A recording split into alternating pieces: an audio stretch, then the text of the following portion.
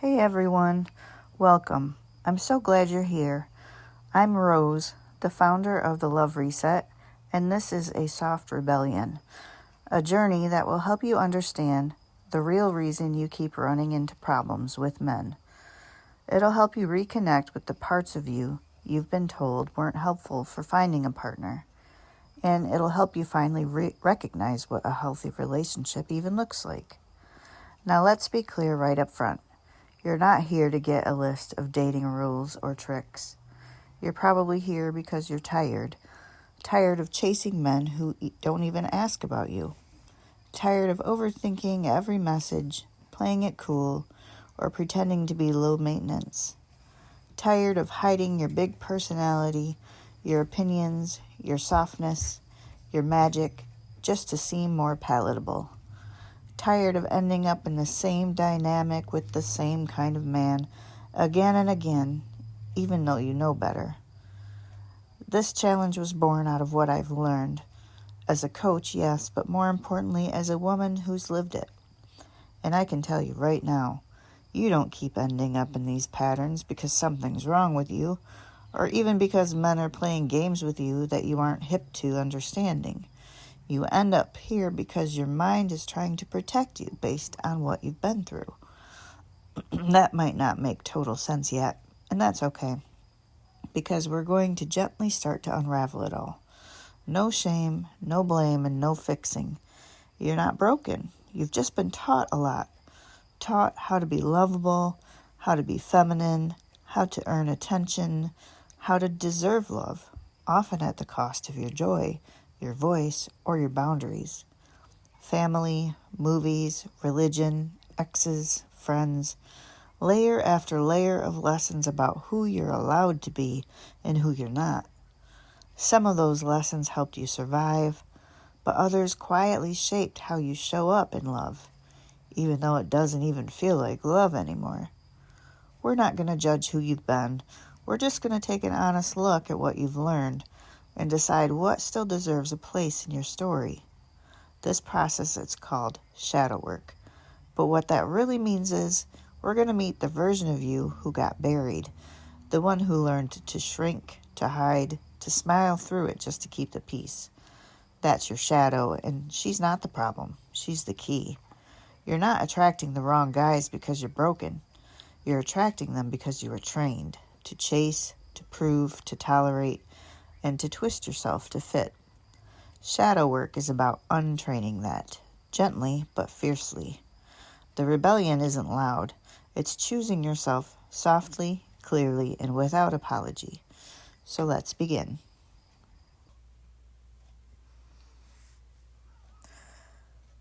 So let's talk about what this challenge is really here to uncover. This is day one, the foundations, and we're starting with the reality that so many of us live. We're pretty on the outside. We look polished, accomplished, well-read, and emotionally in control. We all do it, especially online. We post the clean homes, the beautiful meals, the peaceful-looking kids playing in the soft lighting. We show up on TikTok cheerfully cleaning the kitchen and sharing tips, looking put together with perfect makeup. The camera always catches the good lighting and the freshly made bed. But here's the thing. Where do we put the parts we don't want seen? The real mess. The binge eating, the panic attacks, the screaming fights between kids, the mistakes, the guilt, and the grief. When we shove them somewhere out of sight, in the closet or under the bed or in the attic, out of the frame, out of the scroll. But those things don't go away. They still happen. They live inside us, in our relationships, in our fear, and in our coping patterns. This week, we're going to gently start opening that metaphorical closet. We're not doing it to shame ourselves or tear ourselves apart. We're doing it so we can stop hiding the parts of us that most need love and attention. This is the foundation of shadow work, what we hide and how it hurts and most importantly, how we heal. Think of your mind like a house. And like any house, there are parts you show off and parts you hide. Let's start with the part you show. That is your persona, the first member of your inner trio. It's like a mask you wear, carefully crafted from your life experiences, childhood lessons, and even your trauma. It's not fake. It's a version of you that feels safe to show. It's the polished, filtered self that gets love, approval, or at least avoids judgment. But there's also a part of you that you shove into the closet or under the bed, the parts you don't want anyone to see. That's your shadow. The shadow is full of the thoughts, reactions, habits, or feelings that your ego has decided are too messy, too much, or just not lovable. So they get hidden. Which brings us to the third member of the trio, your ego. The ego is the door manager. It decides what gets to be seen and what has to stay hidden. Your ego's job is protection, not authenticity. It's constantly sorting. Will this get me judged? Will this get me love? And if the answer is scary, it slams the door shut. But here's the thing, the ego isn't bad. It's doing its job, trying to keep you safe. But when we stay in that protection mode forever, we lose access to who we really are. And that's what we're here to reclaim this week.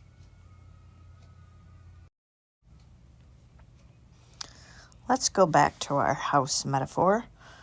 Your ego has been busy organizing the front of the house, the parts that people see. But all the stuff you don't want to deal with, well, that's getting shoved into the closet. The childhood rejection, the breakup you never really got over, the voice in your head that says you're being too much. You don't throw these things away, you just hide them. And for a while that works, until something falls out of the closet. Or worse, someone opens the door. That's what we call a trigger. A trigger is when the ego feels like the shadow is exposed, like something is affecting the pristine environment of the living room. The ego rushes to the closet like, nope, not today. It slams the door shut and says, we are not going to deal with that. And just like that, we're right back in avoidance, looking like we're fine, but running from the truth underneath. That's why awareness is so important. You can't free yourself from a pattern that you don't even know you're repeating. There's another way the shadow shows up, and this one's sneaky. It's called shadow projection. Here's what it looks like in real life. You're around someone who just doesn't care. They don't seem concerned with being perfect. Their house isn't spotless. Their hair isn't done, and yet they're totally unbothered. And instead of admiring them, you feel annoyed. Like, ugh, can't she at least try? Why does it bother you so much? Well, it's because your shadow wants that same freedom, but your ego has worked so hard to suppress it. Your ego is thinking, how can she let herself be so messy? I work so hard to have everything perfect. She should too. Doesn't she feel ashamed? But the truth is, it's not really about her. It's about you. This is your ego versus shadow playing tug of war. Your shadow wants to express itself. But the ego says, no, that's not safe. That's not lovable. This is a simple example of a really complex inner battle, and it's the reason we get triggered by people who have the freedom that we've denied ourselves. Let's take a closer look at how your ego started sorting your early experiences, long before you had the language to explain what was happening. Your ego absorbs everything. Cultural expectations like gender roles, family dynamics, social feedback, and even moments of embarrassment or pain. Over time, it starts making rules. Maybe when you cried, you were told, "Stop being dramatic. Go to your room." Or, "No one likes a crybaby." Or, "I'll give you something to cry about." Your ego takes that feedback and files it away. Okay, crying is dangerous. Crying gets me rejected. So it tucks those emotions deep into the shadow where no one, not even you, will have to face them again. You grow up thinking you're not emotional, but really you've just been conditioned to hide that part of yourself. Now, let's say you were the easy child. You noticed that when you stayed quiet and didn't complain, adults praised you. "Oh, she's such a good girl. She's no trouble at all." Your ego goes, "Aha, this gets me love." So it builds a persona, a version of you that's easygoing, quiet, and agreeable. Not because that's who you are, but because that's what you learned keeps you safe and accepted. And finally, maybe you tried to speak up for yourself as a kid. Maybe you said, "That's not fair," or "I don't like that." But instead of being heard, you were told, "Don't talk back. You're being rude." And just like that, your ego learned, speaking up gets me in trouble. It must be bad. So it hides your voice, puts it in the shadow. You become someone who holds it all in, even when something hurts. So what's happening here? Your ego, just trying to protect you, is already sorting what to show, what to hide, what gets you loved, what gets you punished. And these early lessons, they don't stay in childhood. They follow you all the way into your relationships. By the time you hit your young adulthood, your ego has already built an internal system to decide what's safe to show and what needs to stay hidden. This is when your internal world starts to clash with the outside world, and the pressure to perform, succeed, and be wanted ramps way up. Let's look at the first lesson. As a teen or young woman, maybe you started feeling confident in your appearance. Maybe you liked the way you looked in a certain outfit. Or maybe someone complimented your body and then immediately made you feel weird about it. You heard things like, "You're asking for attention," or "You should know better than to dress like that." Are you looking to be that kind of girl? So the ego hid this part of you away. Desire became dangerous. Sexuality became shameful. Your shadow now holds the belief, if I show this part of me, I won't be respected. I won't be safe. And from that point on, you might disconnect from your body or feel like your attractiveness is something to manage, not enjoy. Now let's talk about achievement. You've got good grades. You nailed the interview. You were the responsible one. And every time you achieved something, the world clapped for you. Gold stars, likes, applause, and praise. Your ego learned very quickly. Being impressive means being valuable. So it built a persona of the high-achieving, always on, always doing woman. Not because you love being busy, but because that's when you feel most worthy. It's not, "I like doing well." It's, "I have to do well, or I don't matter." And finally, let's talk about struggle. College, early jobs, bills, breakups, identity crises. It's hard, and sometimes you need support. But if you grew up hearing things like, "Don't be so dramatic," you have to figure it out yourself. Other people have it worse. Don't be a bother. Then asking for help feels like a failure. So you don't call your mom, and you don't go to therapy. You stay silent and suffer quietly because your shadow says, "Struggling means I'm weak. I should be able to do this on my own." So by this point in life, your ego has reinforced even more rules. Be wanted, but not too sexy. Be impressive, but never need anything. Be successful, but never break down. The persona becomes louder, and the shadow becomes heavier. And your true self was still waiting underneath it all, wondering when she'll be safe enough to come out.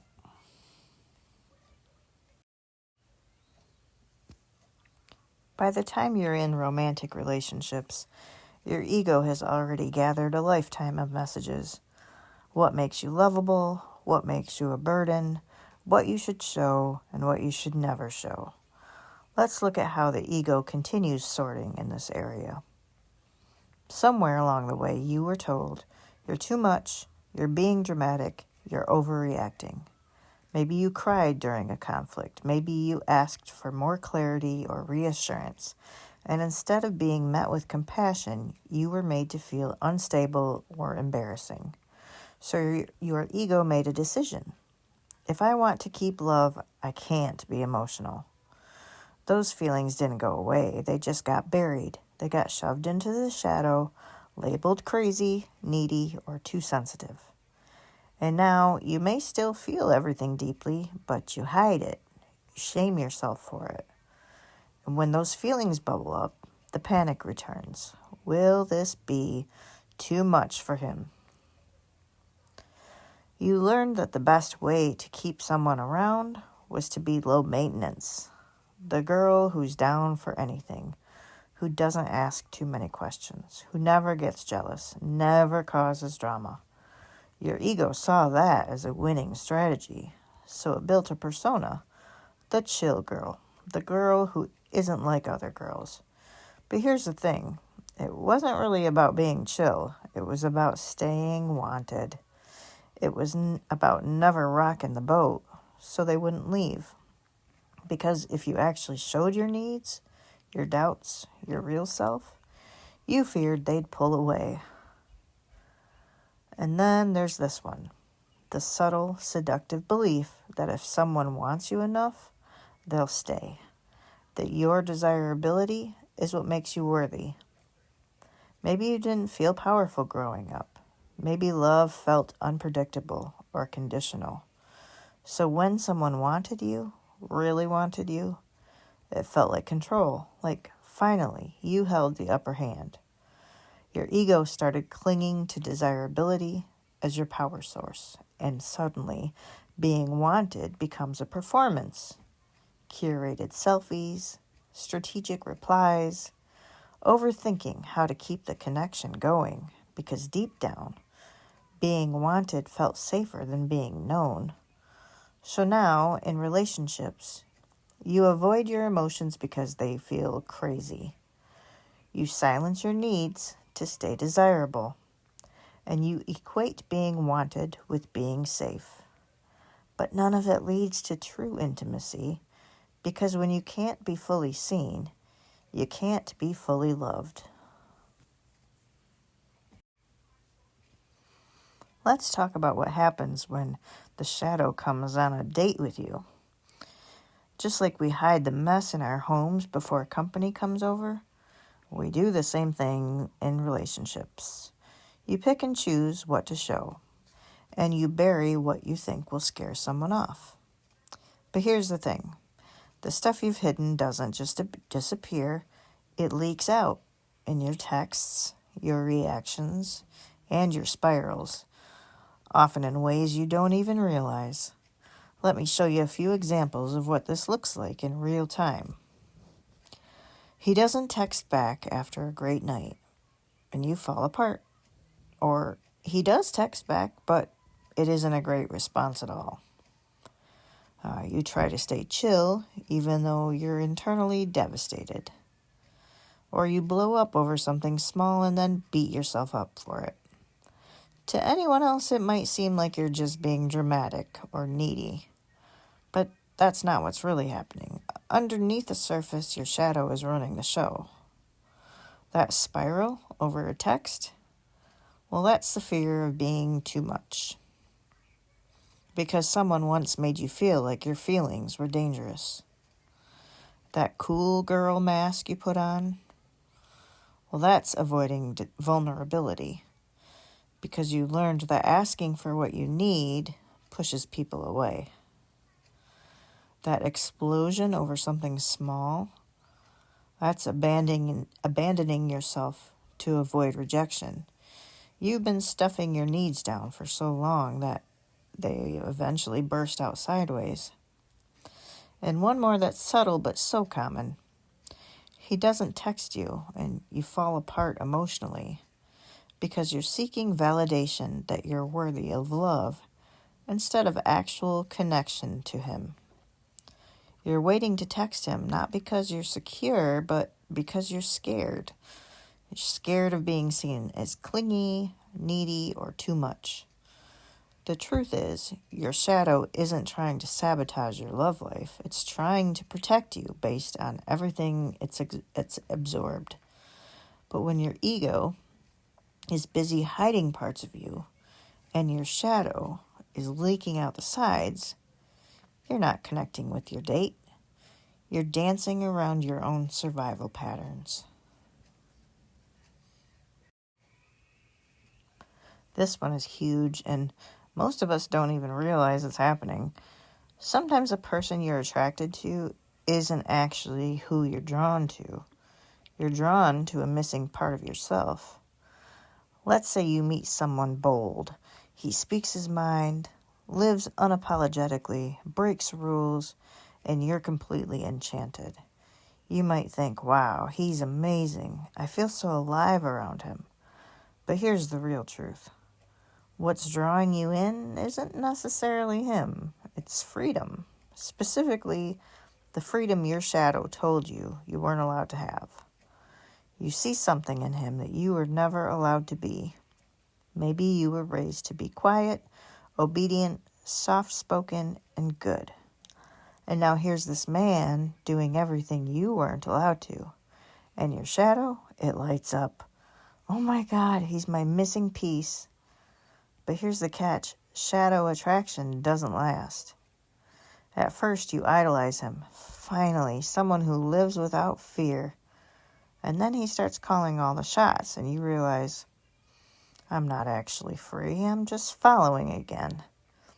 You try to keep up with his boldness, but you start to lose yourself. And eventually, the resentment creeps in. Why is he always like this? Why can't he just settle down? But deep down, you wish you could be that bold. So what's really happening? You're not craving him. You're craving a hidden part of yourself. The part that your ego buried. The part your shadow is screaming to reclaim. Okay, now let's talk about how personas are formed.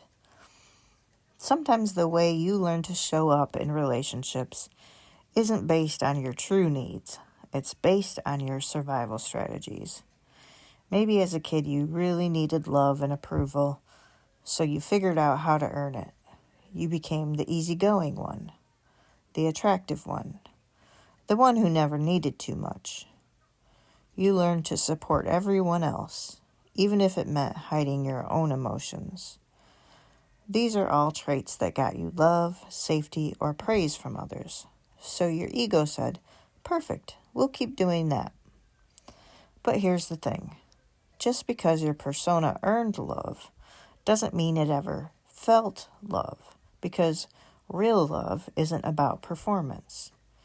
What you actually needed was something deeper. To express your difficult feelings without fear. To be comforted when you were struggling. To feel chosen even when you were messy. To be able to ask for reassurance and receive it. To feel loved beyond the act that you were used to giving. To have your desires not just accepted, but valued. So while your persona might have been built to impress, it was never built to help you feel loved. And that's what we're starting to change in this challenge. Let's take a look at why your persona even formed in the first place. Your ego is smart.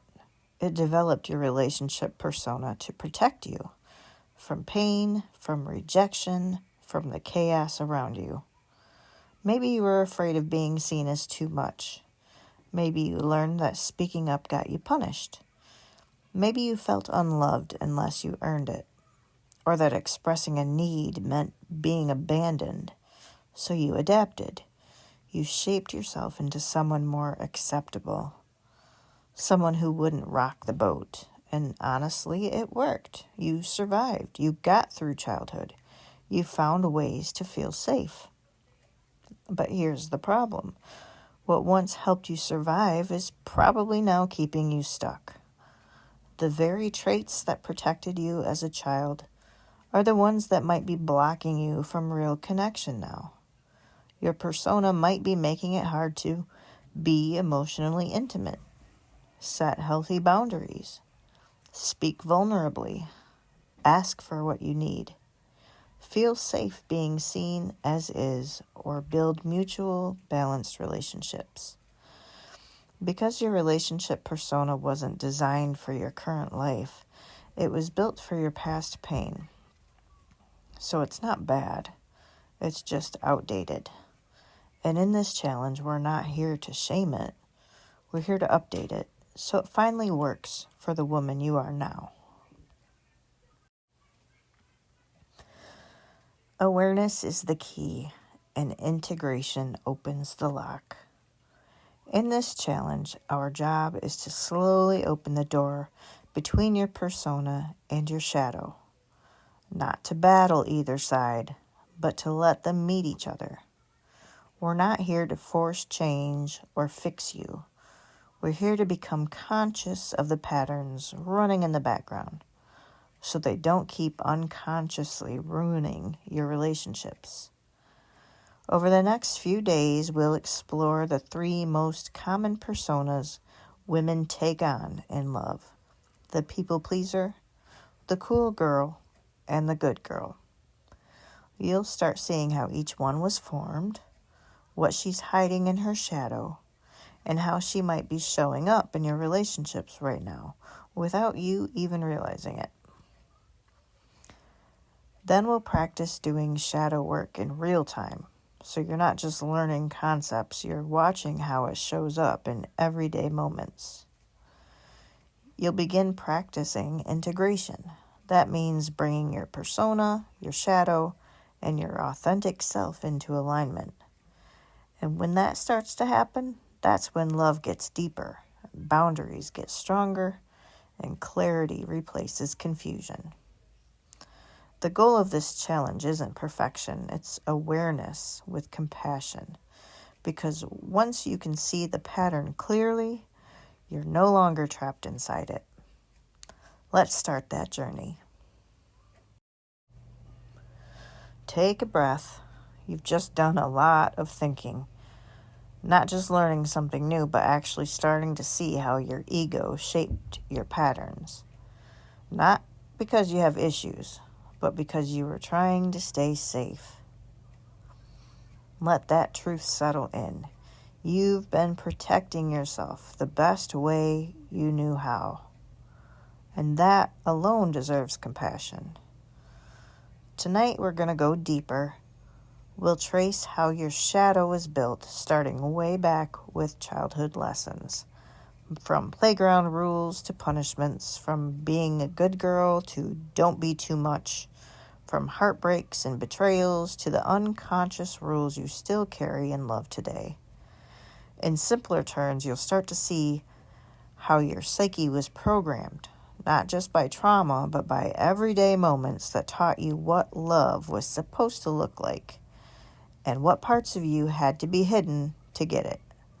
We're not rushing this process, we're just gently opening doors, and tonight we'll open a few more.